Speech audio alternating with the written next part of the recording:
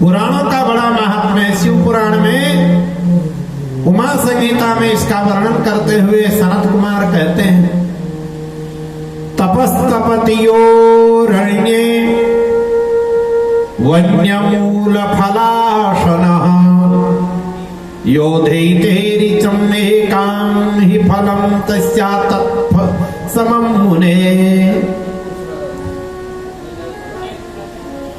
कहते हैं कि जो वन में रह करके तपस्या करता, कंदमूल फल खा करके, और जो वेदों का अध्ययन करता है, वेद की एक ऋचा का भी यदि पाठ कर ले तो इन दोनों का फल समान है, पुण्य बराबर है। तपस्या करे या कोई व्यक्ति वेदों का स्वाध्याय करे, तो ये पुराण भी वेद के समान है। इतिहास पुराणाभ्याम पंचमम वेद उच्यते। इतिहास पुराण को पांचवा वेद कहा जाता है। स्वयं वेदों में पुराण, अथर्ववेद में पुराण शब्द का प्रयोग करते हुए उनको पांचवा वेद कहा है। अथर्ववेद में पुराणों को कहते हैं, जगद यथा निरालोकम जायते शशि भास्करम विना तथा पुराणम यध्येयम अस्मान कुले मुने सदा। कहते हैं कि जैसे सूर्य और चंद्रमा के प्रकाश के बिना सारा जगत अंधकार में रहता है, प्रकाश शून्य रहता है,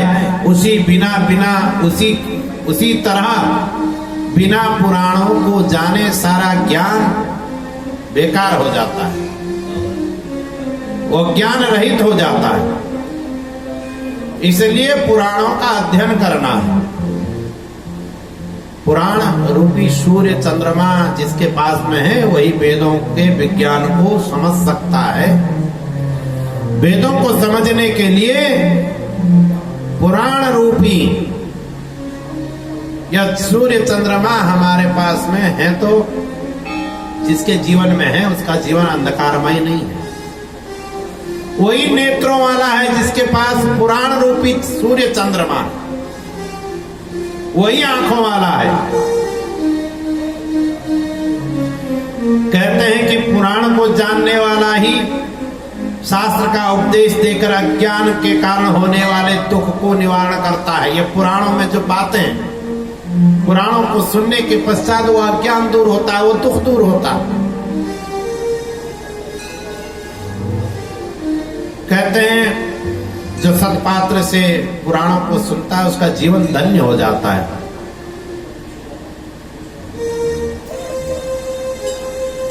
और जो व्यक्ति शंभोरायतने यस्तु कारयेत धर्म पुस्तकम विष्णु अर्कस्य कस्यापि सुनो तस्यापि तत्फलम। कहते हैं जो भगवान शंकर के मंदिर में, भगवान विष्णु के मंदिर में, सूर्य के मंदिर में, देवी के मंदिर में इन धर्म शास्त्रों का वाचन करता है या इन धर्म शास्त्रों को सुनता है, पुराणों को सुनता है, कहते हैं कि उसको राजसूया स्वमेधानाम फलम आपनोति मानवः।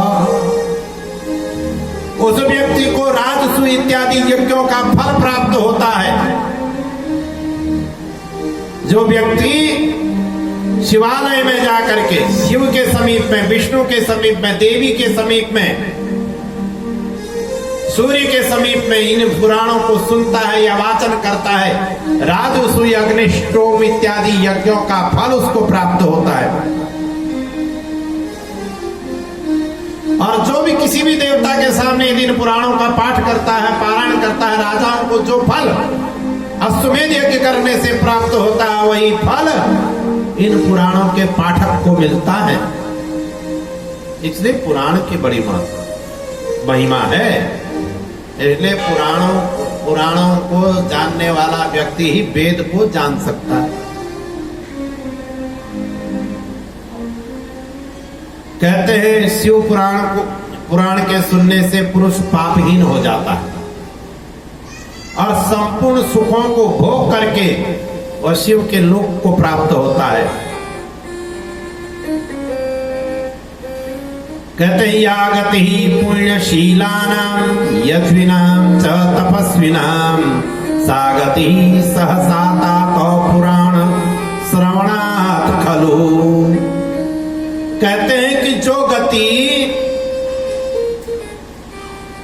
पुण्यवानों की होती है, यज्ञ से करने होने वाले पुण्यों को प्राप्त करके जो गति होती है वही गति पुराण को सुनने से होती है।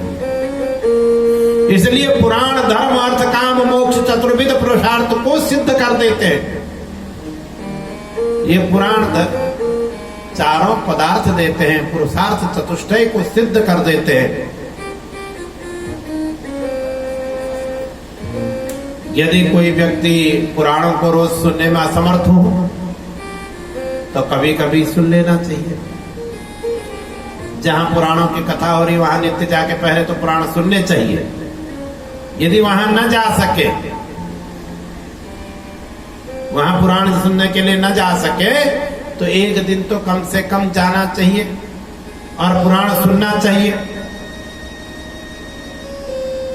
कहते हैं विशेषतः कलहो व्यास पुराण श्रवणादृते परो धर्मो नपुंसाम ही मुक्ति ध्यान परः स्मृतः। कह रहे हैं सनत कुमार जी व्यास जी से कि हे व्यास जी, विशेष रूप में कलयुग में मनुष्य के लिए पुराण श्रवण से अत्यधिक श्रेष्ठ और कोई धर्म नहीं है। सबसे बड़ा धर्म कलयुग का यह है कि हम पुराणों का श्रवण करें। तो सभी पुराणों में उस भगवत तत्व को बताया गया है, उस तत्व को बताया गया है। तो शिव पुराण में पुराणों की यह महिमा बता रहे हैं सनत कुमार जी व्यास जी को उमा संहिता में। तो ये पुराणों की महिमा है, तो पुराणों को सुनना चाहिए। और उनमें जो ज्ञान विज्ञान है पुराणों के अंदर जो कथाएं हैं वो कथाएं सामान्य कथा नहीं है। कथा के माध्यम से विज्ञान को बताया गया है। कथाओं के माध्यम से छिपा हुआ जो विज्ञान है, जो संसार का जो सारा विज्ञान है वो हमारे पुराणों में है। जो वेद में सूत्र रूप से बताया गया उसको पुराण में कथा के माध्यम से बता करके व्यास जी ने बताया है। सनत कुमार से सुन करके इस शिव महापुराण की रचना व्यास जी ने की है। तो ऐसे यह पुराणों की महिमा है।